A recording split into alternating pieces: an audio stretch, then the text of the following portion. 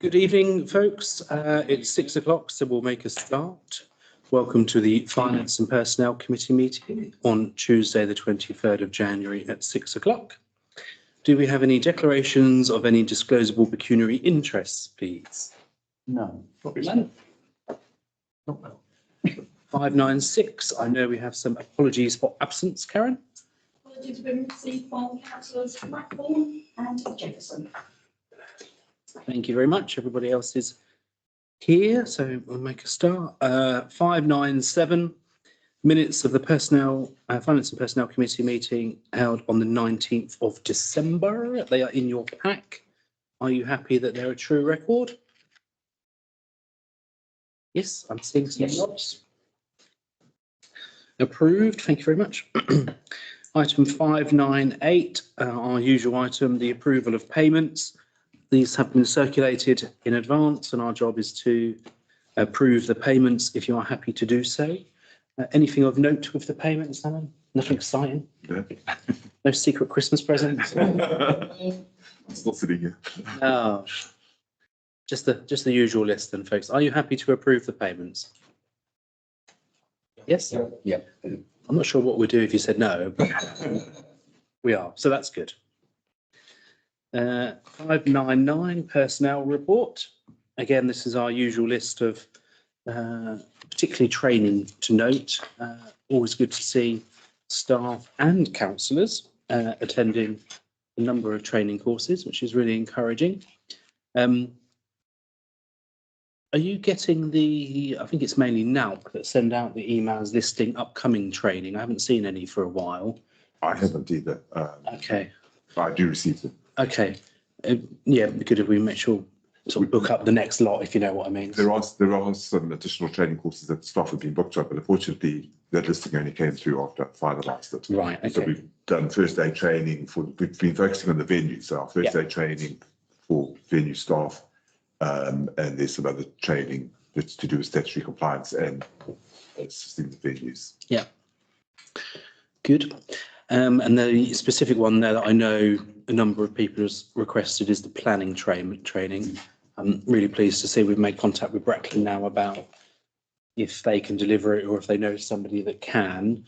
We're sort of still waiting for them to get back to us on that one. I am. Full of that. Good. Do you want to mention about the performance management consultancy, because that's included in this one? We've had 2 meetings with the consultants who are running the performance management consultancy.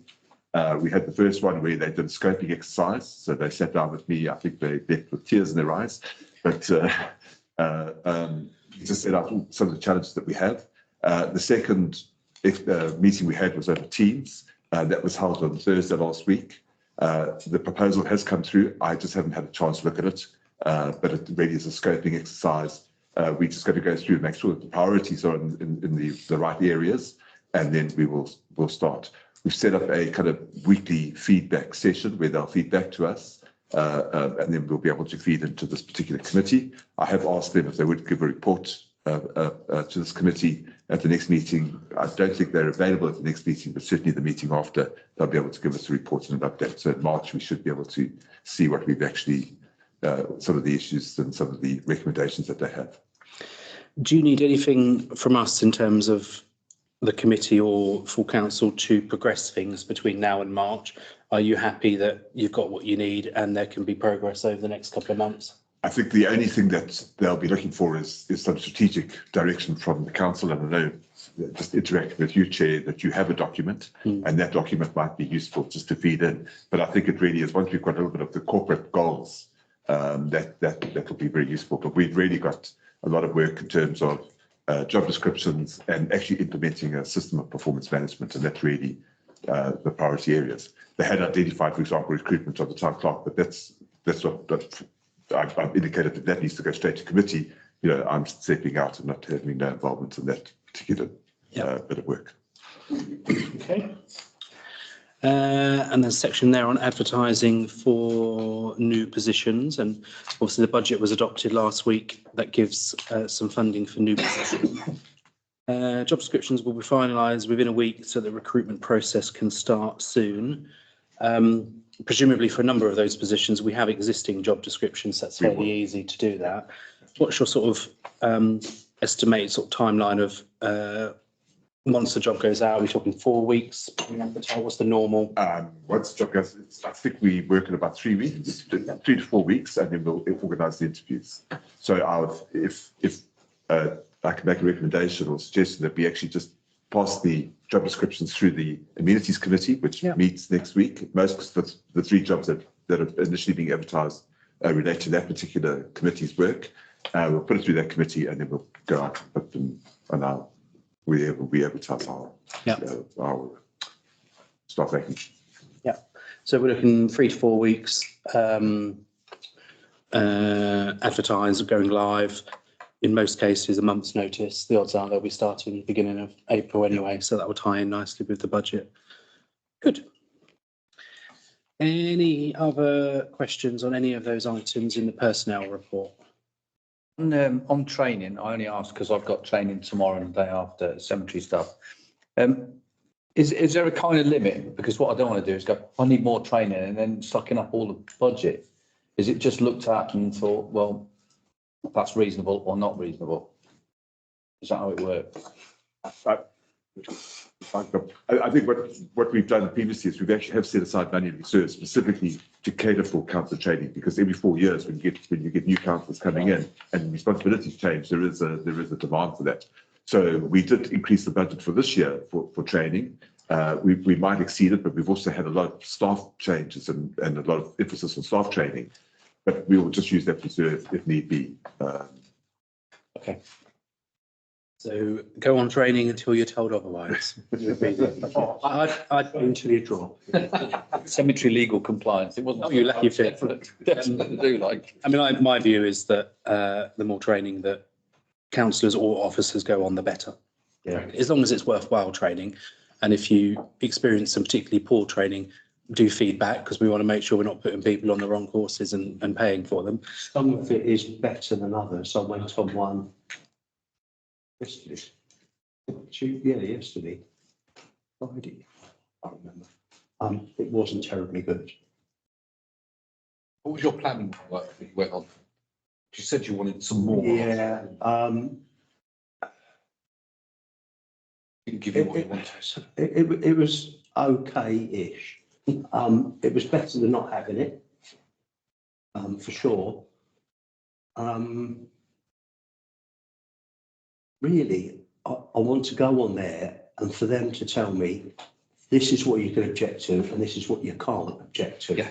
And nobody seems to see the answer. Nobody seems to know the answers. They're so vague about that. I had exactly the same. Okay. Yeah, and I did write down a list of things you can and can't object to, and then it was all caveated. Well, it depends on each caseload. So at the most recent planning meeting, I said there's no material objections to that. And then Hazel gets out a book from Breckland with all the objections you can make. I think it's quite a complicated area. I was at Breckland Planning this morning, and there were some areas where objections were made, and you can question whether they were strictly according to the rule book. It depends what the chairman accepts. It depends whether the person seeking planning accepts your decision or fights against it. So I certainly think planning is the most important area to be trained in, and I think it's quite experienced councillor up there that way. The other one I went on was finance, and they did this thing, and I get really quite cross about this, where the whole presentation was littered with acronyms. Yeah, but you're supposed to know what they mean. Yeah, and I don't. And I get quite cross about this, and I've had a bit of a go at Breckland about this, because we had some training from them. And the glossary was at the end. Well, lads, let's have it at the beginning so I know what you're talking about. And I made that point, and they, fair play to them, they accepted it. But it's difficult coping for different abilities, but you've got to start with a pretty low. Yeah, I think. If I could suggest one thing on planning, I think it's different from all the other training, and it is so subjective. So we could all receive exactly the same training and take a little bit different away from it. I think our problem as a council is that we aren't the planning authority. Yeah. And so we're objecting about stuff that will go to somebody who goes, yeah, well, I'm doing it or I'm not. What we actually need is somebody who comes in as an advisor and says, I'll relook at your cases and say, this is what you should have done on that, this is what you should have done on this, because that's a really clear indication. Whereas we go, we tried and failed. It's interesting you say that, because I had a conversation with somebody today about something. It was a parish council in Breckland, and they budget each year a sum of money to pay a planning consultant for particularly, I mean, they probably have less applications than we do, but if there are particularly contentious planning applications that they want to fight, they will pay these consultants to either advise them or to represent them. And it did make me think that, you know, occasionally that might be worth us doing that as a town council, because we're not experts and we're not going to employ a planning expert anytime soon. But maybe having a sum of money put to one side for that expertise. So I thought that was quite interesting. I think to sort of back that up, I think it's often quite evident when we get the various planning applications which ones might be problematic in advance, isn't it? It's not like they sort of get dropped on us. Yeah. I mean, the major thing the problem I have with this document of Breckland Gibbets is misleading, because it says material planning consideration. Now, considerations isn't the law. It isn't the rule. It's just something you should consider. That's what the wording is. Yeah. You know, so, but I just ignore that, to be fair. So when I go to a planning meeting, you know, I listen to what the officer said and the solicitor said. And it's subjective. Someone might, like this. Well, they say loss of light is material, and yet they won't reject a planning. No, that's right. It's not a planning. It's not a reason for turning down planning. A lack of light, loss of light, or review, or privacy. So you just go anyway. That's under planning. No, that's fine. I think that's useful. And I think, you know, we're making some progress on planning training, notwithstanding the points that have been made about subjectivity. Okay. Anything further, Alan, on the personnel report? No, happy to note the report. The item 600, logging and reporting of any complaints. Have we had any complaints? Luckily, no. It's early, Everyone's still in a good mood for Christmas. That leads us on to item 601 and 602, which is obviously linked. 601, financial report for the 9 months ended the 31st of December. So having approved all those payments earlier, we've now got an impact on the budget. So anything to add to the report for the 9 months, Alan? No, I think what's happening is the trends that we've identified from about months 5 and 6 just continue, and they're just getting more and more accentuated. So, for example, the fact that venues is battling because of the current economic climate, that gets accentuated. The savings that we have against our energy budgets, because we budgeted quite high utility costs when we did this budget, they get greater. So there's very little change. And all that's happening is that those variances are just getting bigger and bigger from 1 month to the next. But you could take this report, what I've written, and look at 2 months ago, 3 months ago, and it's just the numbers have changed, but the focus of where we are spending. Saying that, we have been very erratic this year, and it's because of the uncertainty that we had and the inflation and some of the other initiatives that we just didn't foresee when we did the budget.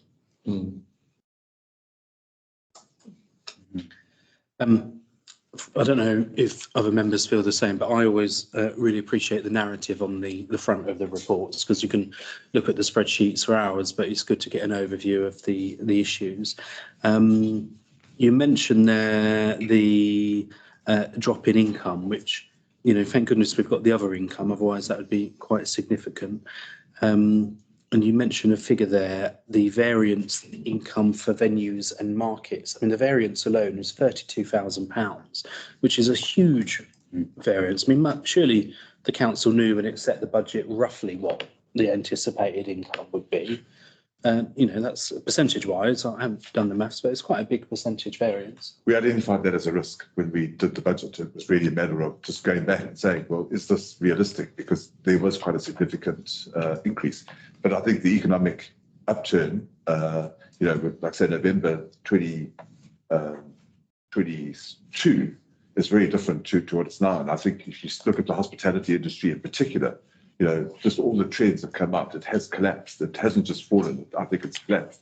They were talking at our venue about the players, the pantomime of the weekend, and those bar figures were down significantly, you know, because people just don't have money to spend.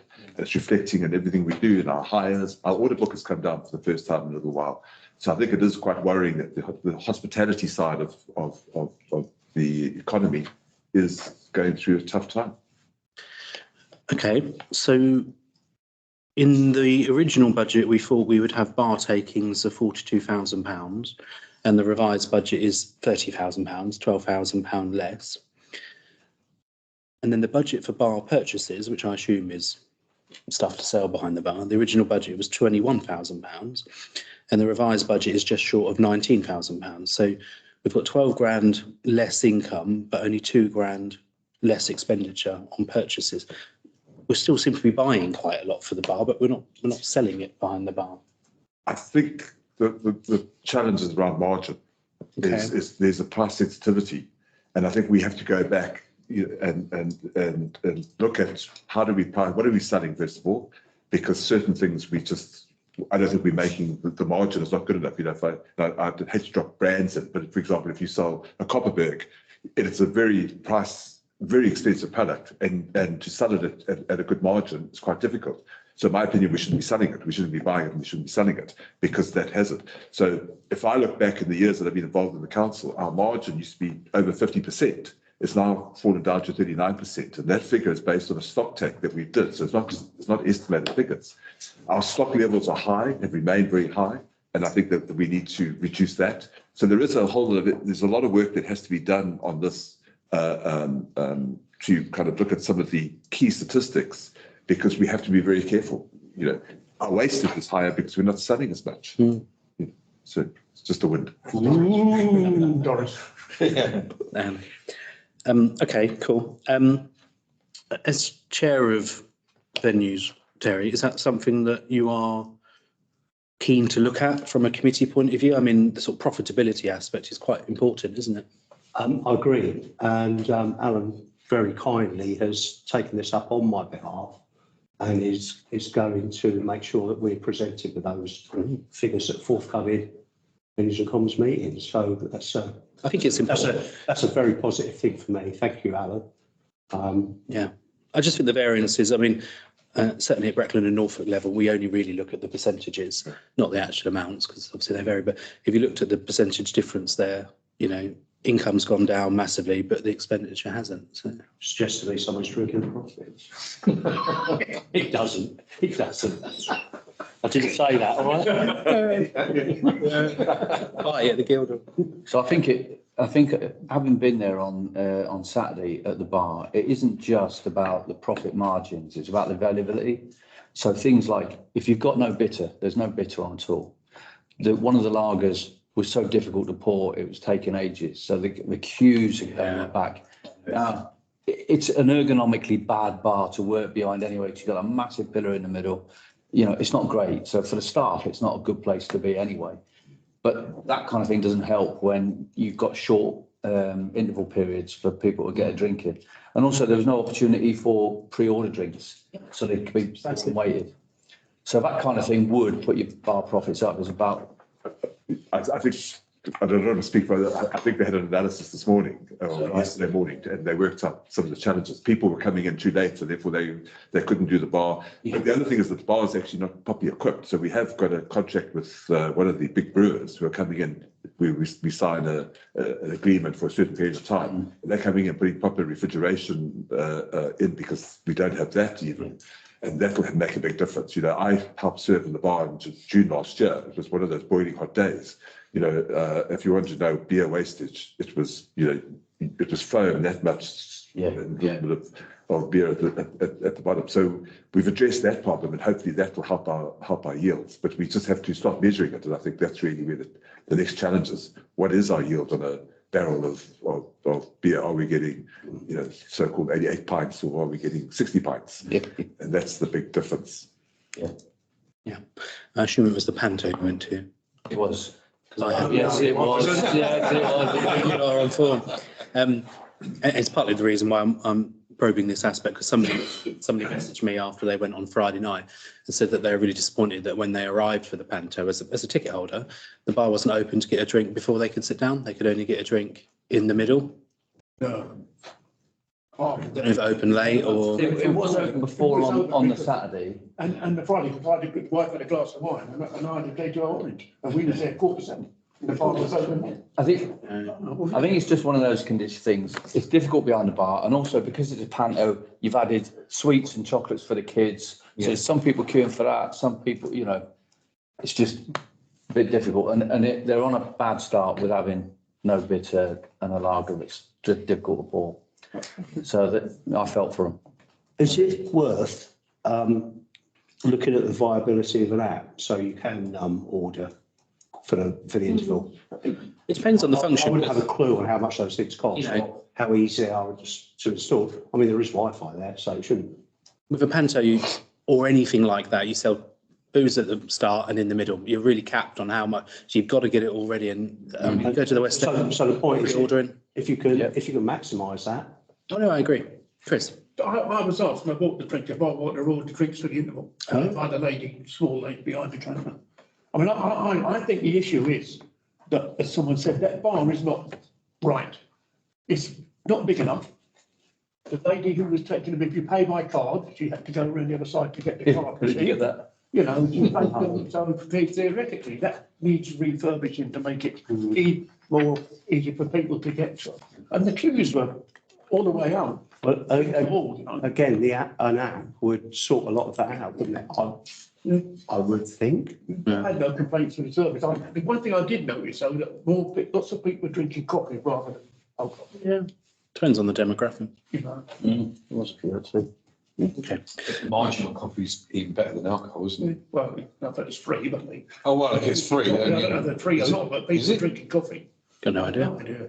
I don't drink coffee. What did you have? Nothing. Two ice creams. Two ice creams. Two ice creams. Wait, you just read the comment. That's what you have at the opera. Okay. Made, noted. Anything else? Month 9 report? No. That leads us into 602, review of the latest budget forecast. Anything to add on that one? No, I think what we've done is normally I'm supposed to find these things and not say anything, in fact, not to be caught up. But what we have done is we've actually set aside £25,000 just to sort out the last bit of open space management, because we think we've got permission now to get the castle down sorted out. That's going to cost us, a few £1,000s. We're trying to get Barn and Cross Common sorted out. We've got our grazers in place. We just need to get the rest of the work done so that when they put the cattle and the sheep on the open space, we don't have to cut them again and spend the amount of money that we have done. So we've set aside money for that, and there's 1 or 2 major repairs that we've just found that we're still having to finance. That still leaves us with a surplus of about £19,747. So I think that's, I feel a little bit relieved about that, because like I said, we've got so much under overspend in our financial report. And you can just see where, by department, the big saving has been the salaries bill. We've changed our budgeting next year, or when we review this year, you can hold me to account a lot better, because I know exactly every single number that's in that particular budget, and hopefully we won't have those surpluses again. But we have had, No, I want so. Well, I won't be able to tell you can't spend money, and then meanwhile you can, and it's really just a matter of just making sure that the accounting records become more and more credible. But this does give us assurance, because I have to say, until I did this, I was quite concerned that we may be entering into the last 3 months would be tough. But this gives me assurance that possibly not. And January hasn't been, I know we're 2/3 of the way through it, but it hasn't been a bad month from a financial perspective yet. I know accountancy is a bit of an art. Would you naturally offer a conservative estimate on the budget, so as we're more likely to get an overspend and an underspend? Is that what you do?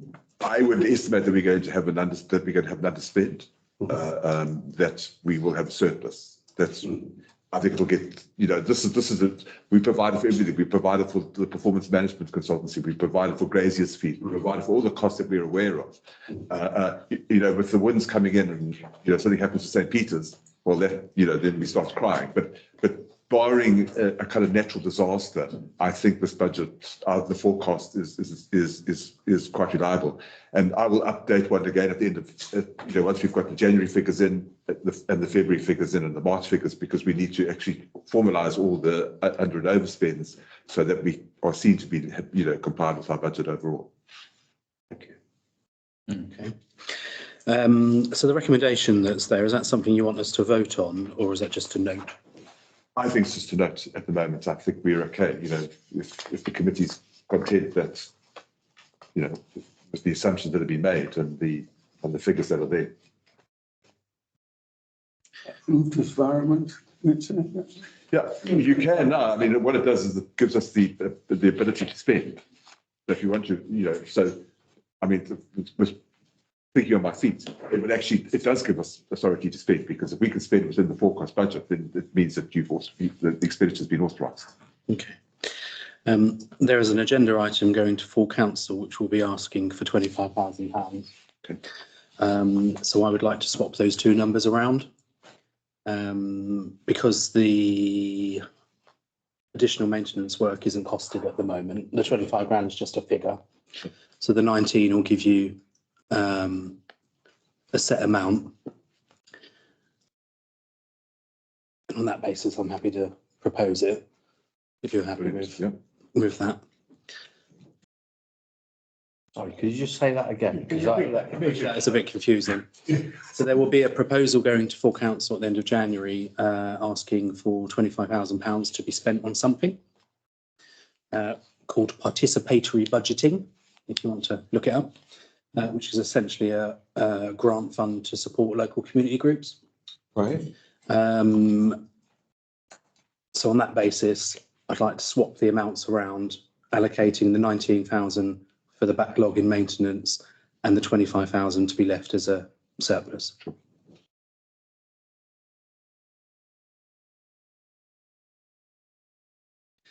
Would somebody like to second that recommendation? Do we call it that bit? Thank you. All those in agreement? Thank you. Happy with that? Yes. By February, it might be a bigger pot anyway. 19 might go to 30, 40, what trouble? If it stays the same, I'd be very happy. Anything further on the latest budget forecast? No, everyone happy? Could I just say thank you to Alan for getting this all out, and as you said, giving us a narrative makes it certainly for people such as yourself so much easier to deal with. So thanks for that. Well, having been on your finance course, you understand all this now, yeah? My view on finance training is it's like osmosis. The more you go on, gradually it's like seeps in. I think that's true of any learning. I'm being a bit serious here. I think it is true. Right. 603, draft feasibility study on relocating from King's House. So this one came out a bit later than some of the other reports, but it is in your pack. Originally, we were going to have a recommendation to full council, but in January, but I think this is sort of a holding position really, and a recommendation in February, because we've managed to, I've managed to bottom out a few of the details, but there's still quite a few to come. So where are we at the moment? I think sorting out the utilities and the rates is a project that I'm happy to work with. I have a meeting with the clerk of the GW Standing Forth on Friday. We have an all-day meeting, so I'm going to sensitise her, and we'll have an approach to start addressing that, because it does affect the tenants of this building as much as it affects us. We're also a tenant of this particular building. I think to get some quotes to work out what we have to do. This is the big cost. It's hard. What do we have to do on this particular room? We take all this down. What are the cost implications? And then I've heard, and again, it's quite difficult to prove. I've heard that GW Stanleyforth owns most of this table. I know we own the very last leaf. I don't know where that's come from, but I would just like to make sure that we're legally correct. And then we have to decide what we're going to do with that. The final thing that we have to do is that we have, we have no storage at the Guildhall Carnegie. We can't put the regalia just in a cupboard there, to walk. So we need to have a negotiation with Stanleyforth, the board of Stanleyforth, just to say, can we continue using the strong room downstairs? We're going to go through that on Friday, this coming Friday, just work out what is town council, what is Stanleyforth information that's there. And finally, we've got to pay a little bit of ground rent for where we have our public notice board, because that is Stanleyforth land. The land goes all the way up to the pavement. So those are some of the things. But I think it's to get an idea of rectifying this particular building, because if this is going to cost us, tens and tens of thousands, the savings that we anticipate may take a longer time to materialise. And we've also got to do a little bit of inventory. So all I'd like, I think in principle the figures are going to say you move out the building. There's anyone who reads what I've done, you'll come to that conclusion. It's just to make sure that when we make that decision, we've actually got as much accurate information as possible, and we understand the implication of that decision. And that's really why I've asked for it today. Yeah. Makes sense.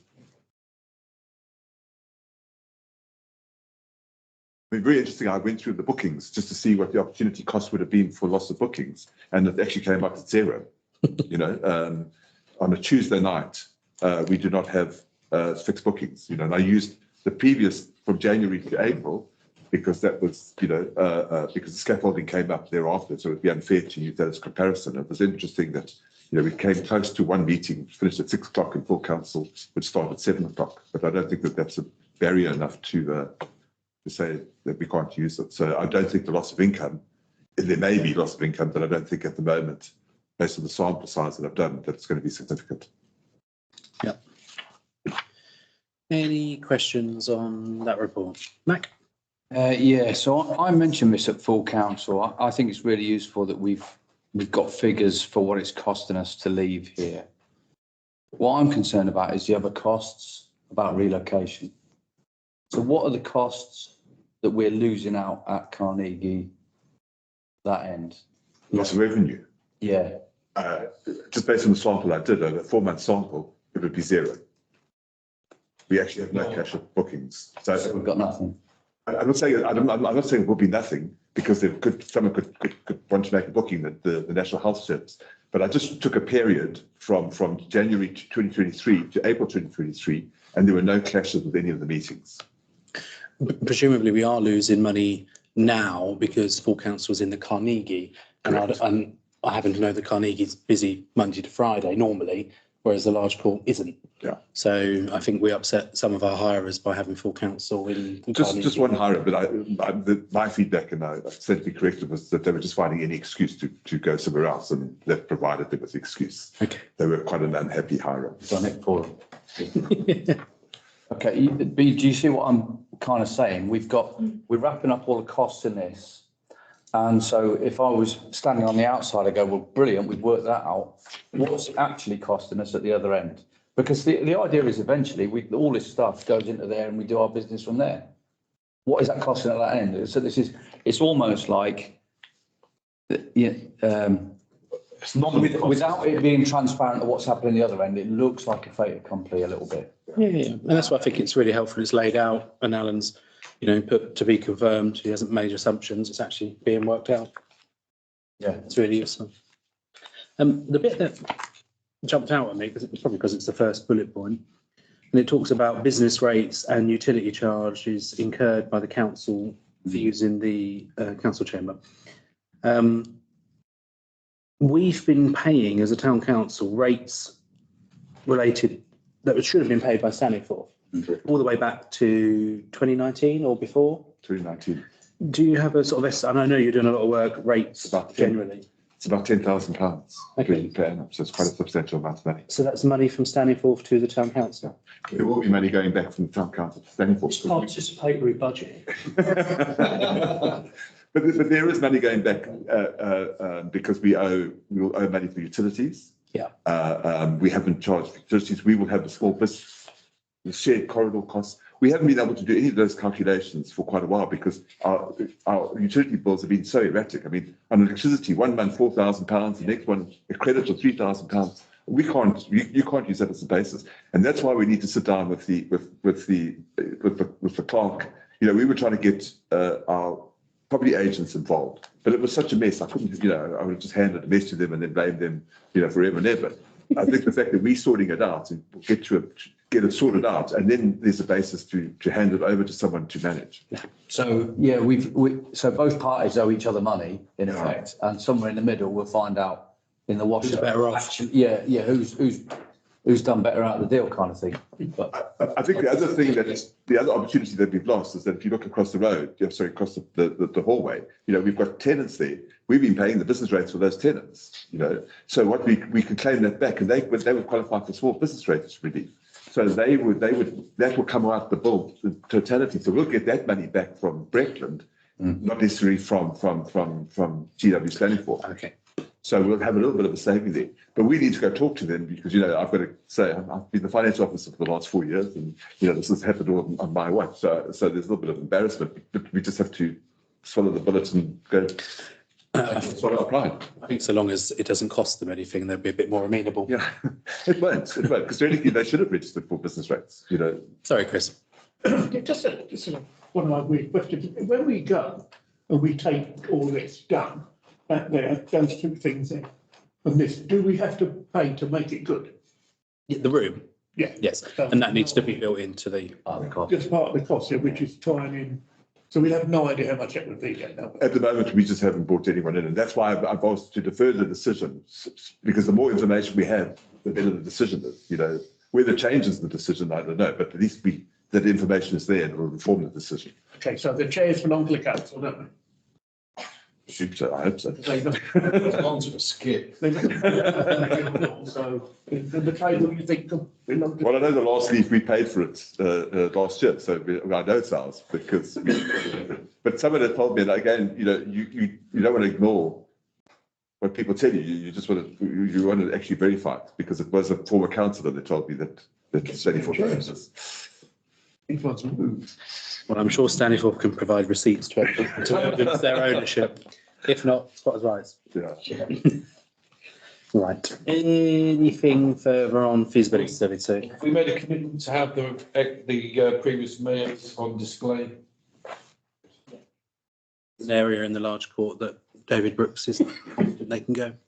I think the photos are on display, not the men. Staffed. You have to take turns on Thetford. I've been to catacombs in Italy. Cool. So this will come back to February finance and then on to February full council. And then potentially we're only giving Stanleyford for months' notice. Well, I think Stanleyford, we may have a meeting in February, and I think we can start having those conversations then. Because we have a conflict of interest, which is another issue, but I won't bring that up at this particular meeting.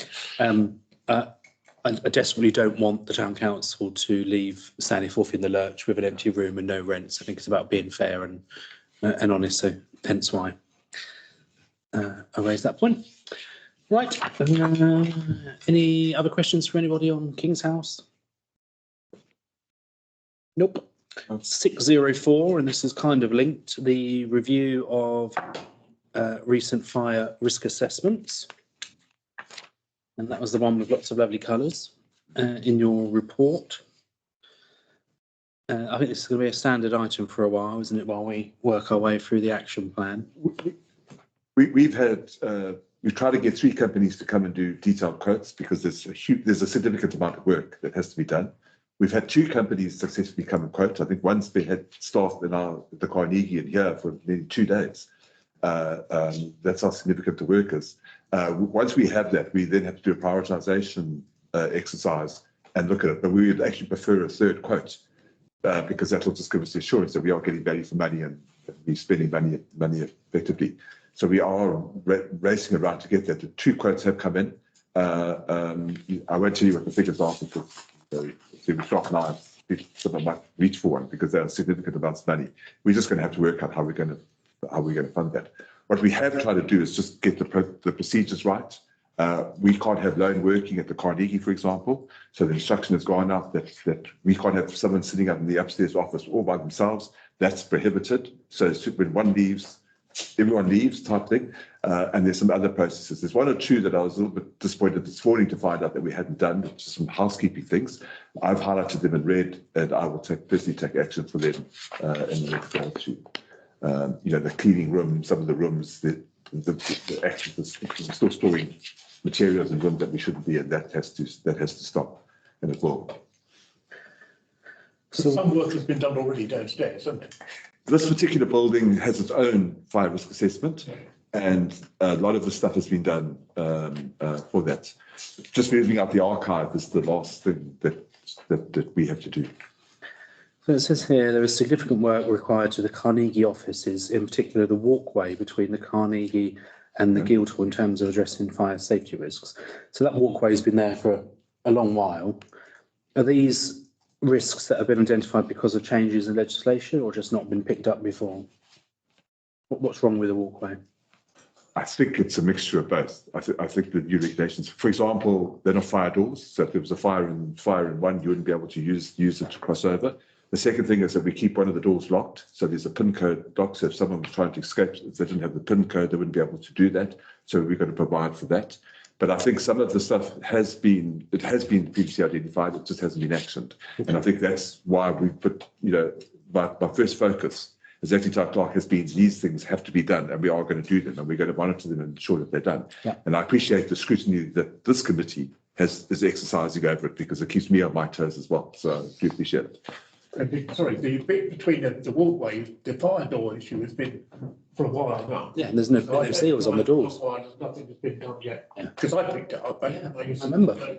There and but I don't know why. No, hence my question. I suspect we're just unfortunate that we're picking up some issues are new. There's always changes in legislation, but I suspect we're picking up a whole load of issues for the last however many years. And unfortunately, it's being hit now, and we're going to pick up the cost in one go. But actually, some of these things should have been dealt with years ago. Should have been, yeah. Can't argue with that entirely. Yeah, those doors aren't new. No, they're not. I mean, but things happen. And no, exactly. And I think whatever as long as we put them right, that's what I'm focusing on. And I was just the archiving at King's House. I'm really pleased to see there's actually a specific date there for that. I'm conscious, obviously, there's an awful lot of stuff upstairs that can be shredded, whatever, got rid of. There is a lot of civic history type stuff up there, which I think is really important, is not destroyed. So as part of this process, will they be completing an inventory and sort of cataloguing what's up there? Because I mean, there's gifts from our twin towns, there's gifts, from historic citizens, records of reports commissioned, just strewn on the floor, and they need to be properly archived. I think, if you don't mind, what our approach is we just got to clear it. That's the key priority, because that's the fire risk. The stuff that can be destroyed. I had a walk around there a few weeks ago. I mean, we've got county records that were due to be destroyed in 2016 are still sitting in boxes up there. So that can go, and that's on Friday. All that stuff will go. The rest of it, we will make arrangements to get it moved off and put into an archive facility. Then we will do that inventory, because what we would like to do, I mean, we've got a whole room full of books from the Mechanical Institute. Are they valuable? They might be, but they might not. They might just be, we've been keeping them in a shelving unit. So we can then get someone from Norfolk Records to come in and assess what we've got, all the stuff, and actually give us an opinion. Yes, this has got historical significance. You need to archive and store it properly. Good. I don't think, I have no confidence in my own ability, and I don't have confidence in people, at the office to come in and start making decisions as to what we can keep and what we can't keep. We just don't have that knowledge. I'm really pleased to hear you say that, because once it's gone, it's gone. And I do think we need to be sensitive, because, just the stuff I saw when staff gave me a look around, I couldn't believe, historically significant documents just sort of laid on the floor. So the sooner we get them boxed up and stored properly, the better. Didn't Mr. Trump do something similar? Yeah, in his toilet. Sorry. No, that's right. We're sort of doing a lot of work behind the scenes here. There's a lot of stuff to catch up on, as you've sort of intimated. I wonder if this would be a good thing. I don't know if this is appropriate time to suggest it, but a good thing that we put out a press release on that we're doing this work now.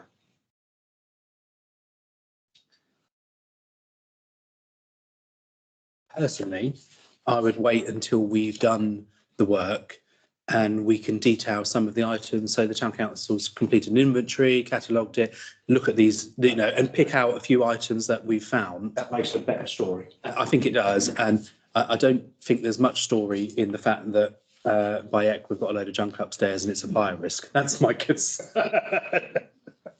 But That's a very negative spin on it. the end product is positive. That's not quite what you said, though. No, but the end product is the story. I don't think. Yeah, I think that's fair. That's fair. Let's hope we find some particularly interesting things. There's what was it? A rudder that was upstairs. David thought it was an anchor. Is it a rudder? I think it's a king. There was a rudder from a ship that Nelson captained is upstairs.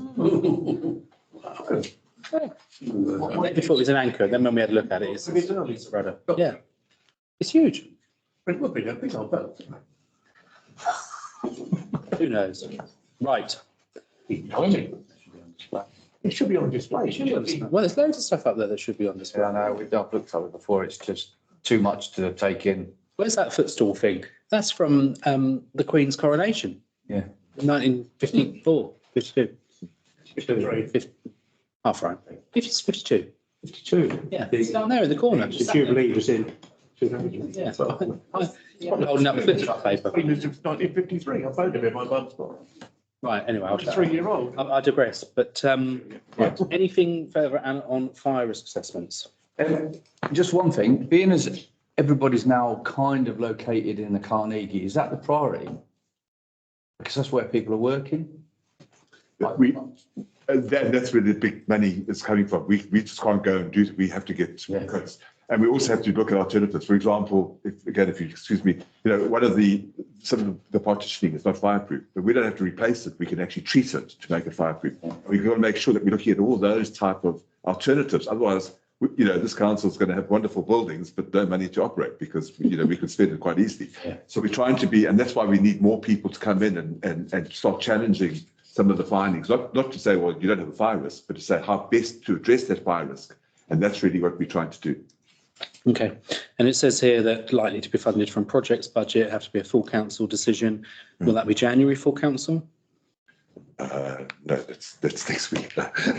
We've only got 2 of the 3. We need to get someone else into quote. I think someone's indicated an interest yesterday that they'll come and do some quotes for us. So that takes about a week because the quotes are not, it's not 1 or 2 little things. Okay, because I'm slightly nervous about waiting till the end of February before we even give the go-ahead for the work.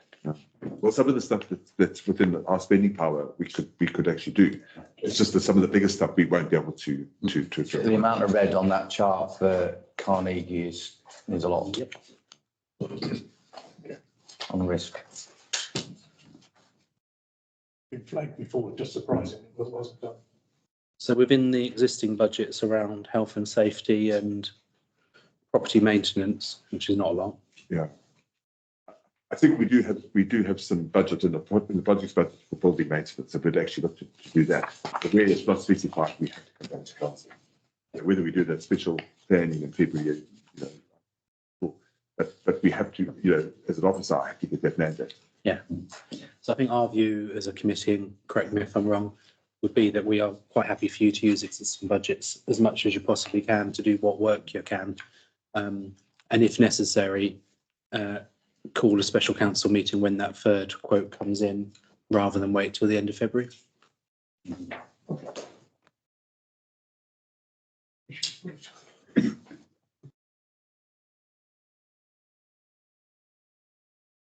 Moving on to expensive things, or carrying on the theme of expensive things. 605, update on the Guildhall scaffolding.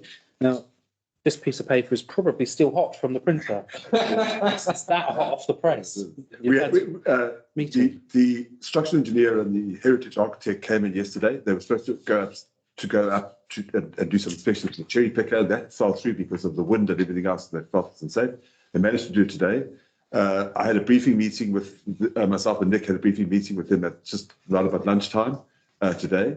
there is some positive news. And the positive news is that the structure, the hardwood that's been used in the structure, now that they've had a chance to do a lot of testing on it, is actually quite solid. So the risk of the two towers or cupolas actually being blown off is remote. That is unlikely to happen. So the question comes is how much do we need to repair it? And they're going away to do that. They have to, but they don't do the work themselves. There's a third party that will do it. We've begged them, and you nearly did see a grown man beg to have the information so that we can make a decision at full planning. And I think that the question is, we have to start giving some thought to how much, what is the budget we have in mind that we would be happy to say go, keep the scaffolding up, get the work done, and we never have to put up the scaffolding. Or what if it's too much, then immediately we need to instruct them to take down the scaffolding. The structural engineer gave us the assurance that we don't need the scaffolding to keep the towers propped up. So the only thing that they're there for is access. There might be a little bit of additional scaffolding to create a working platform, but if the work can be done, within weeks rather than months, then they do that, and then everything gets taken away.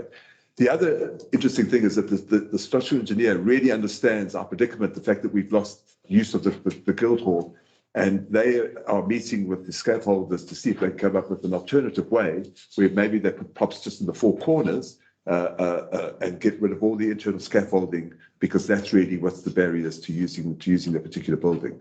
So it is, I have to give my thanks to the town team manager, who really has got the dogged determination just to get all these people together. They promised us that they'd have something by the mid-January.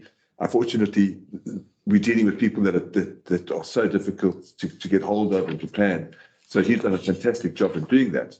But I had a sense today that the two people that sat in my office and we had a discussion around, they understand the pressures and the urgency of progressing this. And they're quite happy, to put pressure on the contractor to have the costs ready before planning next month. So when you say they've given an assurance that scaffolding can come down, is that in the form of a report or an email, or is that just verbal assurance? That will be written. The scaffolders won't take it down until they have written instruction from the structural engineer. So there's enough checks and balances that we're certainly not going to give that instruction. I would be committing professional suicide by doing that. But they've done enough testing. They're happy with the roof trusses. The roof trusses are apparently in very good condition. They might have to use for that. And it's really a matter of, you don't take down the scaffolding if there's £50,000 worth of job, work to be done, and then the two towers are there for the next 30 years. What they have found, and what was the created a distortion, was that when they've been working in it, they did some work in 1988 and some work in 2000. They didn't use the right paint, for example. So what happened is the paint trapped the moisture in. So on the outside, it looks as if the whole structure is rotten. But when you just scrape away the paint, there's actually good, solid timbers there. But the impression is, without doing the test that they've done yesterday and today, they wouldn't be able to tell us that. So the only tower that needs a little bit of work, it's still structurally sound, but out of the 8 supports, one of them is tilting a little bit. So there's probably there's an indication that there might be something wrong with it. But they're not that worried about it. You could still take it away. Maybe it'll last there for another 5 years, 10 years. They're not going to put a period on their certification, but they're not worried about the structural integrity of those two towers. Okay. So they were there yesterday and today, and we're going to get a price for the repairs to be done soon. How soon are they going to get that report to us? Well, we've said to them, the decision-making body is planning, and if we can get that, because then you're going to have sufficient time to make the decision. Are you going to fund the repairs, or do we just take down the scaffolding? And I think you'll be in a position to do both. So we'll make sure that information is available to the committee at that stage. And I'm going to put the emphasis, we'll try, because, these professionals, that they change their minds sometimes, they're a little bit cautious, but we're just trying to, so we will have regular feedback with them and just make sure that they keep us in the loop. I'm slightly nervous. Planning is 3 weeks away. No, we counted it out for them. They know exactly what it is. There's the contractor who's will quantify the repairs is still on site. They're still on site this afternoon. I didn't have a chance to talk to them. And so they will communicate back that, and they will put pressure on the contractor to give that information. Okay. So if we get the report sooner than anticipated, we could move sooner than planning. Correct. And Sorry, just the last point, and I think this came very clear. What we've done, the mistake we've made as a town council, we tried to not use professionals to advise us on these projects.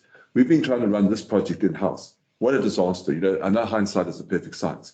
We should have appointed a professional who actually represented the council's interests and then, did all the engagements with suppliers.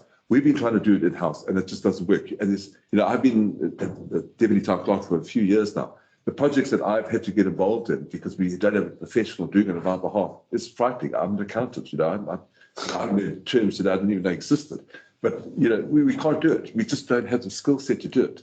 And so one of the things that I'd like to set is that if we have a project that we actually say we don't need a project manager, the assumption is that we actually do need a project manager to look after our interests and to negotiate with the professionals and to make sure that we don't have the wool pulled over our eyes.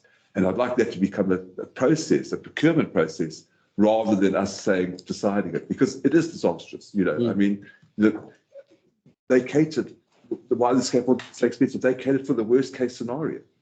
We could have got a cherry picker by the sounds of it, got them up there and to do more of the access work, to do that rather than putting up the scaffolding. But they had to assume that they had to support it, they had to do all sorts of things. And they're risk averse, and they've just they've given us a Rolls Royce when we just needed a bicycle. And they justify why they did it because they didn't know, just as much as we didn't know. But maybe someone who's professional could have asked better questions. I don't disagree with any of that. I think one of the other crucial mistakes was we put scaffolding up to enable access, but didn't have the professionals lined up to utilise that access. There was no urgency about any of it. So the 10-week window that the scaffolding was due to be up was never going to be met because all of these people are busy. You have to book them in, builders, architects, all the rest of it, well in advance. This went up October and here we are in January. And only today have we got somebody go up there who's now going to give us the price to fix the towers. So have they given any indication of ballpark figure of likely cost? I took the liberty of mentioning a number to them and they didn't flinch, so I don't know whether that's... But it is quite a substantial number. I said if it was 100,000 and they didn't flinch, so I don't know. Okay. I didn't commit to that. I just asked them, if that was the budget, would that be reasonable? And they seemed to, like I said, they didn't flinch. I watched their faces break. So we've spent 45 grand on the scaffolding to get it up for 10 weeks, and that's been paid because I remember the payment being authorised. Do we have a ballpark? Well, not a ballpark figure. We should know what we're in for in terms of the extra weeks that it's been up. Have we had another invoice for the additional usage? I think we paid it yesterday, and that one. So we paid for December and January, so we'd have one more invoice to pay in February, and then hopefully by the 16th to have it taken down would be, if that's the decision, or we keep it for and just get the repairs done. Okay. But we make that decision. A little bit of destiny comes back into our hands. So how much have we paid over and above the 45k? We've paid 3,000 and 3,000. It's about 3,000. Let's say 3,500 because we always have to take with that. Luckily, the Guildhall is a vettable building. That doesn't sound too much. Yeah, it was 4,000. It was £1,000 with that. So if you take off 20%, it's £888 a week or a month, whatever it is.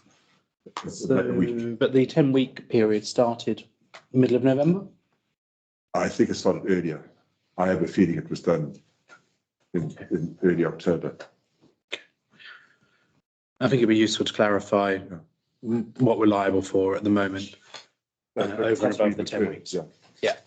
I see that point 6 also mentions a structural engineer will advise the scaffolders to reduce the internal scaffolding. Will that make a difference to the cost? Yeah, most of the. So I assume that it's going to cost them to come in and take it down. Yeah. But that hopefully will reduce some of the cost as well. And I think we're just sitting there in this, we just don't know, you know, they seem confident that they can get the internal scaffolding. They've got scaffolding all the way down to the basement because they thought they had to support the structure. With hindsight, they probably don't have to do that. You know, so, but before they take it out, they've got to do the whole, you know, everything's got to be checked and certified and then agreed. Okay. So just looking at the recommendations to committee, I think all we can do this evening is note the report. I don't think we can do much else, to be honest. If we unfair, we can expect you to do anything else.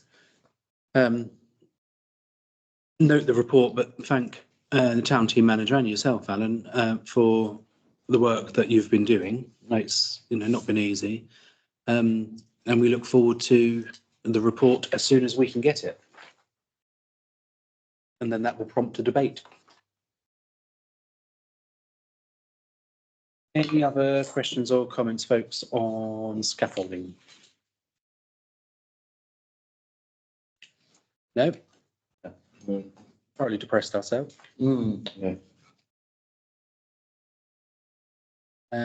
606, correspondence, to note and consider any other correspondence. None. Committee officers update. Anything else that's not on the agenda? I have three things I wanted to put one of them in there on the agenda, but unfortunately it didn't come in time. The first one is we've now got 3 quotes to sort out the heating in the Guildhall. If you remember at the last meeting, I said that the Guildhall is deteriorating, all the moisture and that's coming off. The 3 quotes have come in, and we will put them onto full council. We will ask full council to suspend standing orders. It's quite a substantial amount of money, but it's a third of what we thought it would be to put in a more modern system. So that's come through. So, you know, depending on the mayor, hopefully that will go to council. The second thing is that I've been harassed by our investment broker.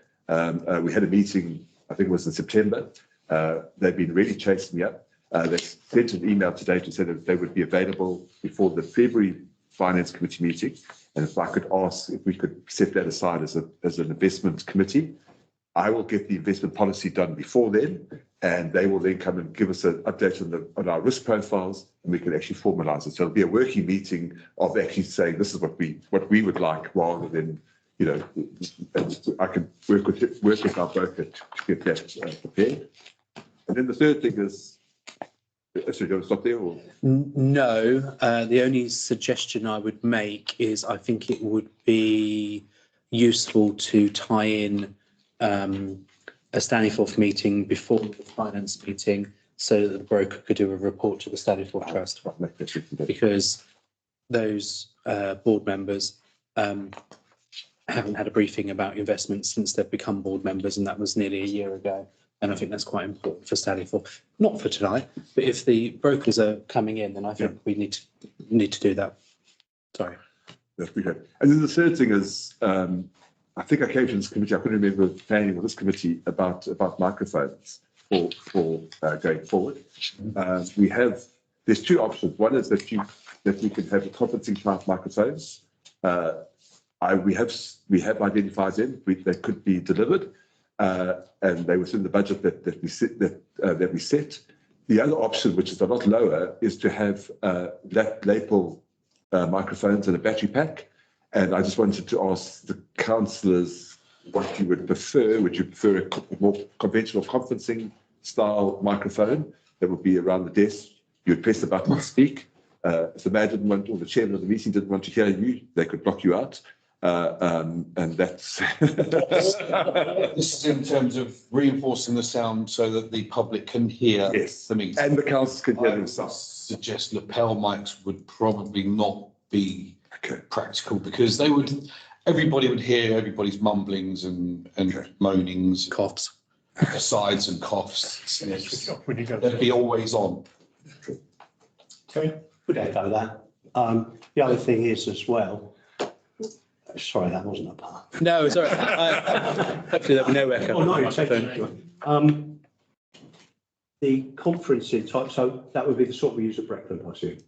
I would imagine so, although. Yeah. So got a little microphone, you press Well, you can use them more easily to get members of the audience to talk. You know, you might have a separate mic on its own, I don't know. But with that system, it's much more easy to pass one of those around so members of the public can talk, isn't it? Well, what we're sort of doing is we've got 18 councillors, and there's one officer and then we'd have one for the public so that they could actually stand. You would actually, they stand up, we want them to stand and introduce themselves, and they could actually go to the microphone. And if they got out, like so they misbehaved, the mayor could cut them out after their 5 minutes or 3 minutes because the mayor would have that control. Although it's expensive, I think it is an investment, because I've been to a number of meetings at the Guildhall and Carnegie, where actually that would be really beneficial for sort of conference style bookings. I mean, I was thinking of the stag meeting. I mean, you had no microphone system. They had 40 odd members of the public would, really benefit from that sort of thing. I did actually try a stereo system, one of the big portable PAs, and it's awful in there. It gets worse. I might be making assumptions wrong, but I assume you're fairly knowledgeable about sound systems and microphones. Would you be happy to review the quote for the first option that Alan mentioned and just make sure that you... Absolutely, happy to do that. Yeah. Okay, thank you. I take it they're Bluetooth, aren't they? Even the conference ones. Yeah, I thought they were. I thought because the original quote I got was, I nearly cried because it was, big figures. We've gone back to them. It's a reputable company that's based in Dis. They really are renowned. Our bed staff in them. Yeah, and I thought that there was a cable. The compromise in reducing the price by 50% was cables. But I'm told I've misread the quote. It actually is Bluetooth. Okay. I'm just thinking of setup costs, setup for staff. Terry? In a sense, all that's been said seems logical, but in a sense, I wonder if that's only half the issue, because the other half is what loudspeakers we use, isn't it? I assume. I assume that's part of the package, the speakers. Well, what we've done is we haven't asked, because apparently our speakers do. That's one thing that does work. Oh, they work, do they? And if we needed to buy them, they're getting towards the end of their useful life. But that part of it, we don't need to acquire, is what I've been told. And if we did need to buy them, they're £700, for two, to put them on a tripod wherever you'd like to situate them. Yeah, beautiful. Good. So I think that's the answer to that question. Thank you. Given that we're happy with that, will they be in place for next Tuesday? There will be a sound system in place for next Tuesday. I will not come to that meeting without a sound system being in place. I'll be slaughtered. Anything further on committee officers update? No. Cool. Action points. I'm just going to review the ones where there's something to report. Leave that one on there. Leave that one on there.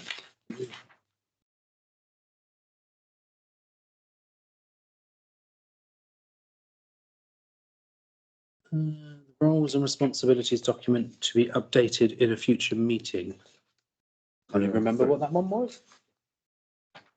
In the May or June Finance Committee meeting, I tabled, as part of the personnel aspect of the meeting, I tabled some roles and responsibilities. And some of the SMT members said that they would like to have opportunity to update it, and I can't source this document. I was looking for it last week because I was aware it's there, and SMT, my colleagues were on leave, so I wasn't able to do it. But it's just really, it's an information document as to what are the roles and responsibilities of the various staff members. Okay. Is that something that was going to be produced as part of the HR consultants? I think it will be. We'll have a much better understanding then. So, okay.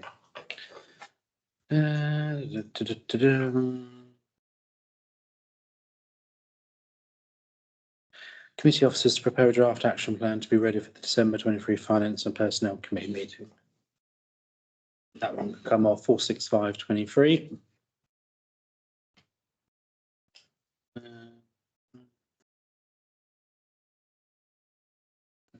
And 53023 can be taken off because we're dealing with that as a standard item each month. Any other questions on any of the action points listed in the report? No. 60923, community engagement to discuss any consultation or media releases required. Noting Terry's request for Shot down in flames. highlight people that we've got plenty of boxes of stuff. Any other press releases? Will there be some press releases drafted about the budget? Because I think there are a number of exciting stories in the budget, which I think we should have a number of different press releases go out about. I'll speak to the communications, I mean, and ask them to feed, follow the media policy in terms of what the requirements are. Any other suggestions? Nope. 610, to consider resolving that pursuant to the Public Bodies Admission to Meetings Act 1960, the press and public be excluded for any remaining items of business on the grounds that publicity would be prejudicial to the public interest by reason of the confidential nature of the business to be discussed. We have one item remaining, which is a report on the staff structure and associated challenges. Are members content that we go below the line for this item? Thank you very much. Just wait for the machine to be turned off.